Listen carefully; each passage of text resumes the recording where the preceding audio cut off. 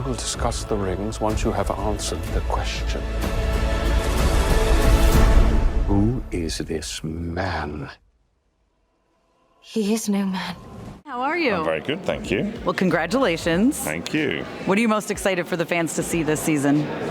Wow, there's so much. I mean, the trailer just dropped, so we all saw that today at Hall H, which was very, very special. And indeed, you know, because there's so many worlds here, you know, you're not part of every world. You read the script, so you have an idea, but until you actually see it, and then the astonishing work that's gone on in post-production as well, and then seeing your peers. So I mean, just let alone what the fans think. I just can't wait to see it myself. You know, in its full 8-episode arc.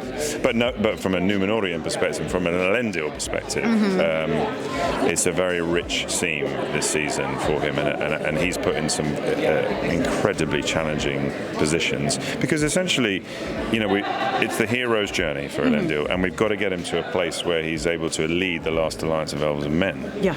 And so, he doesn't choose to be the leader; he becomes a leader. It's kind of forced upon him through circumstance. But because you've got a blind queen, he has to see for her now in the court. So she teaches him how to interpret events. And then he ends up in a position of being challenged with his faith. And will he relinquish his faith and save his own life, or is he prepared to die for his faith? These are some of the things that we go on in Numenor this season. Oh, I'm excited. What's it like exploring that? Oh, it's wonderful. So it's so rich. As an actor, that's what you want, and particularly with Elendil, there's this stoic man who with still rivers running very deep in him. So you don't always know exactly what he's thinking, but you can kind of feel him. So that's the great joy as to how much to show of him, and how much is just because he's a hero archetype. You know, and for the fans, people know this guy and they love this guy based on very little information other than what happens with Sauron at the end. Right. So for me, it's like, okay, how do we, and for the writers, like, how do we make him into this fully rounded, morally complex human being who might make the wrong decision at this point? You know, and how does he learn to become a leader? How is it for you, though, getting there? Like, knowing this is a character that everyone loves, is it more pressure, or is it kind of exciting to get to play with this side of him? It's interesting that all the sportsmen say pressure is a privilege, you know, because if you get to the final of the competition, there's going to be pressure, but that's a privilege because you want to be in the final.